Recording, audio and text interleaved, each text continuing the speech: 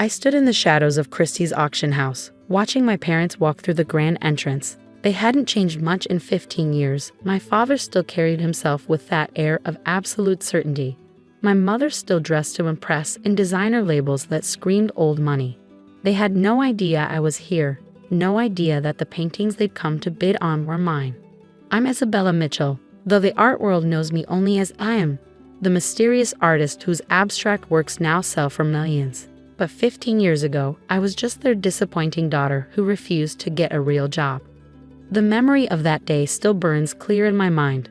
I'd come home from art school to find my paintings, 2 years of work, piled in the garbage. My father stood in my studio, now emptied of everything except my easel. "This ends now," he'd said, his voice cold with finality. "No more wasting time on worthless scribblings. You're going to law school, like we planned." My mother had stood behind him, nodding in agreement. "Darling, this little hobby of yours, it's not a career. The Mitchells are lawyers, not struggling artists." I can still feel the paint on my fingers as I dug through the garbage, salvaging what I could. One canvas survived, my favorite piece, an abstract study in blues and golds that my father had called meaningless splashes. That painting now hung in the Museum of Modern Art, valued at over $3 million. "Ms. Mitchell." My assistant David's voice pulled me back to the present. "They're about to start the preview. Your parents are heading toward Gallery 3. I nodded, adjusting my dark wig and sunglasses. After 15 years of careful anonymity, only a handful of people knew that I was Isabella Mitchell. My parents certainly didn't. They thought I was working as an art consultant in Chicago, making a modest living managing other people's collections. The truth was far different. That last canvas I'd saved became my signature style, launching a career that would revolutionize modern abstract art. But I never revealed my identity, never showed my face at galleries or openings. The mystery only added to my allure and to my prices. I followed my parents into Gallery 3, keeping my distance as they approached my latest series. 5 large canvases, each an exploration of light and shadow, chaos and order. The auction estimate started at $5 million per piece. "Extraordinary," my mother breathed, staring at the centerpiece. "The way the light seems to move through the darkness." My father consulted his auction catalog. "Im's Redemption Series. Starting bid $5 million each." He shook his head. "The art world has gone mad. Who pays this much for random paint splashes?" I smiled, remembering similar words from years ago. The difference was, now he wanted to own one of those random paint splashes. "Mr. and Mrs. Mitchell." A Christie's representative approached them. "I understand you're interested in bidding on the Anne collection?" My mother nodded eagerly. "Yes.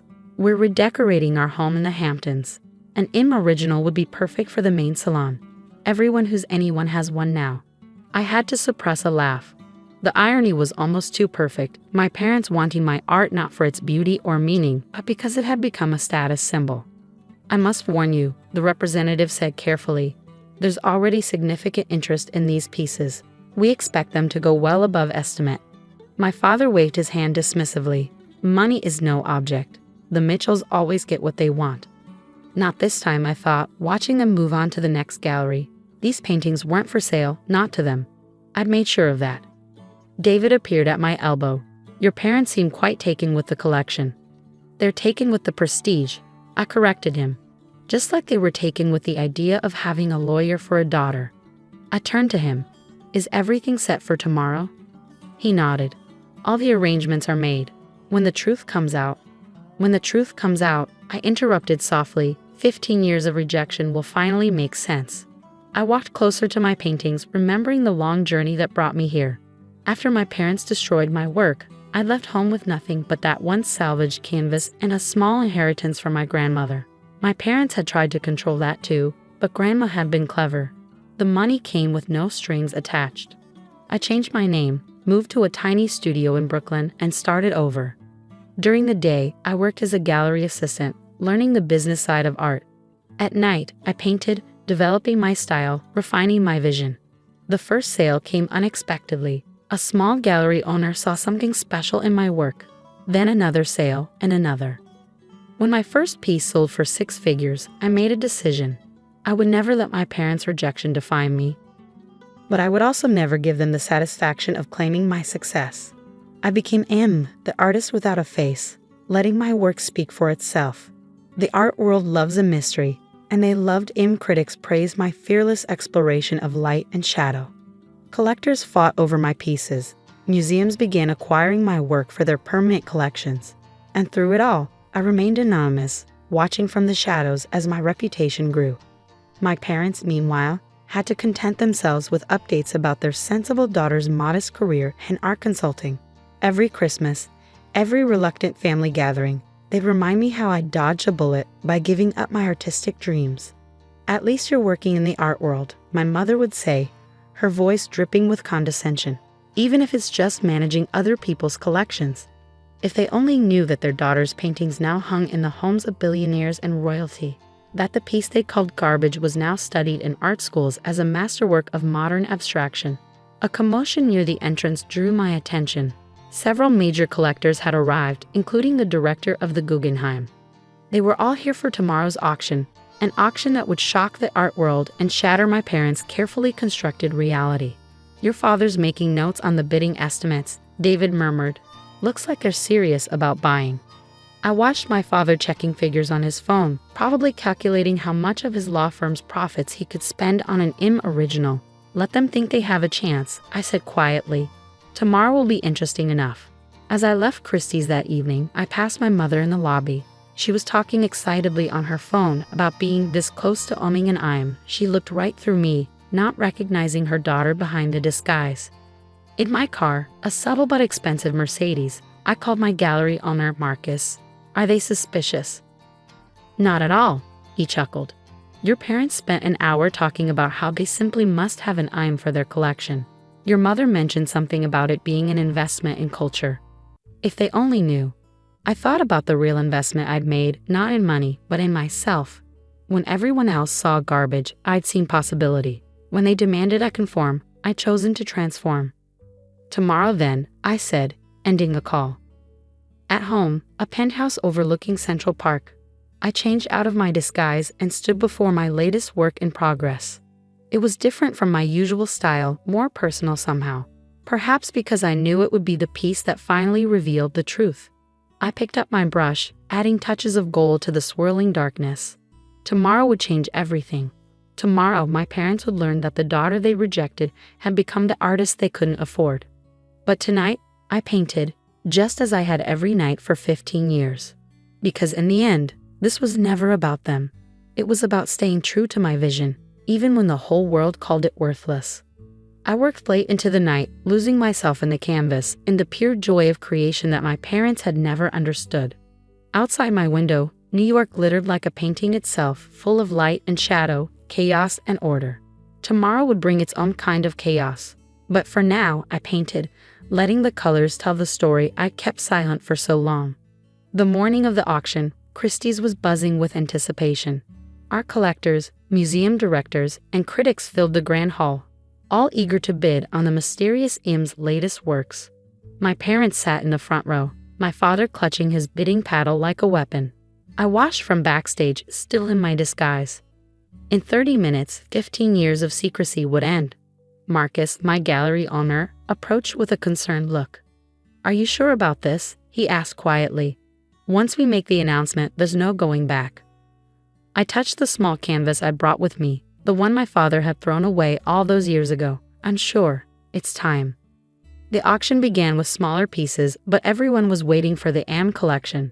Finally, the auctioneer cleared his throat. "Ladies and gentlemen, before we proceed with the M Redemption series, we have a special announcement. For the first time in 15 years, the artist known as M has agreed to reveal their identity." A murmur ran through the crowd. My father leaned forward, probably already calculating how this revelation might affect his investment. Marcus stepped up to the podium. "As M's exclusive gallery representative, it's my honor to share this moment. But first, a piece of history." He gestured, and assistants brought out my salvaged canvas, the one piece that had survived my parents' purge. This work, now valued at over $3 million and hanging in May, was nearly lost forever. 15 years ago, it was thrown in the garbage by parents who called it worthless, who demanded their daughter give up art for a real career. My mother's face went pale. My father's hand tightened on his paddle. That daughter left home with nothing but this canvas and a determination to prove them wrong. She changed her name, developed her style in secret, and became the artist we know as M. I stepped onto the stage, removing my wig and sunglasses. "Hello, Mother. Father. Surprised to see your garbage selling for millions?" The silence was absolute. My father stood up, his face contorted with shock. "Isabella?" "Actually," I said, approaching the podium, "it's I am, though I suppose you never made the connection between your disappointing daughter and the artist whose work you're so eager to buy." My mother's carefully maintained composure cracked. But you're an art consultant in Chicago." "No, that was just a cover. I'm the artist you've been reading about, the one whose random paint splashes you suddenly find so valuable." I gestured to the Redemption series. "These pieces you wanted to buy. They're about transformation, about finding beauty in rejection. Rather fitting, don't you think?" The audience was captivated. Several people were filming on their phones, capturing a moment the art world's biggest mystery was revealed in such dramatic fashion. "This isn't possible," my father sputtered. "You can't be M. We would have known." "Would you?" I challenged. "You never looked at my work, never tried to understand what I was creating. You were too busy telling me what I couldn't do to see what I was actually doing." Marcus stepped forward with a folder. "Perhaps you'd be interested in seeing these, Mr. Mitchell. Sales records for M's work over the past decade. Museum acquisitions. Critical reviews. Your daughter isn't just successful, she's revolutionized modern abstract art." My father took the folder with trembling hands. $5 million. Per painting? "Actually," I corrected him, "these pieces aren't for sale, not to you. They're being donated to the Metropolitan Museum of Art along with the story of their creation. A reminder that art's true value can't be measured by someone else's expectations." My mother stood up, tears streaming down her face. "Darling, if we'd known." "That's exactly the point," I cut her off. "You never tried to know.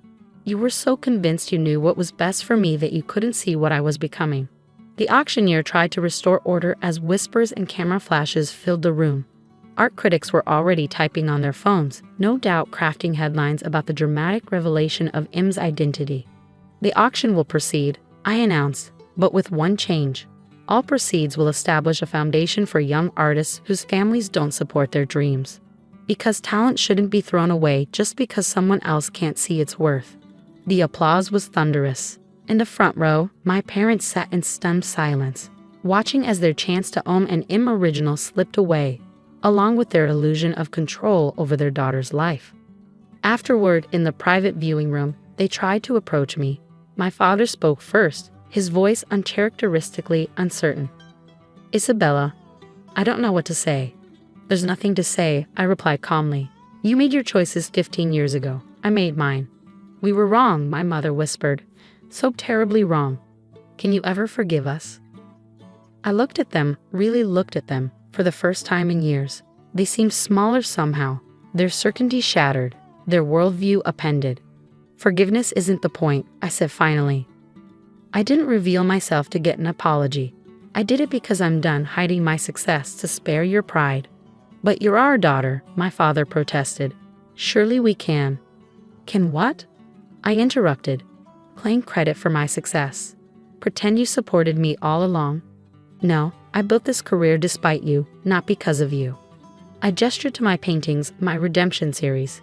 Each of these pieces tells a story of transformation, of finding strength in rejection. They're worth millions now, but their real value isn't in money. It's in what they represent, the triumph of believing in yourself when no one else does. Over the next few weeks, the art world buzzed with my revelation. Critics wrote lengthy pieces analyzing my work through the lens of my story. Galleries reported increased interest in supporting emerging artists. My foundation received thousands of applications from young creators facing similar rejection. My parents tried to reconnect, sending expensive gifts, making grand gestures. But they still didn't understand. This wasn't about money or success, it was about validation. About proving that art's worth couldn't be measured by someone else's standards. One evening, as I worked in my studio on a new piece, I received a message. A young artist, inspired by my story, had defied her parents' demands to give up painting. She was hosting her first gallery show. I attended anonymously, watching her explain her work to visitors with passionate intensity. Her parents weren't there, they'd refused to come. But she stood tall, believing in her vision just as I had 15 years ago. After the show, I left her a note: never let someone else define your worth.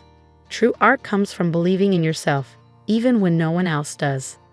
In my studio that night, I looked at my salvaged canvas, the piece that started everything. It still spoke to me of determination, of finding beauty in rejection. But now it also reminded me that sometimes the most valuable things in life are the ones others throw away. I picked up my brush and began to paint, letting the colors flow freely. Because in the end, art isn't about proving others wrong. It's about proving yourself right, one canvas at a time.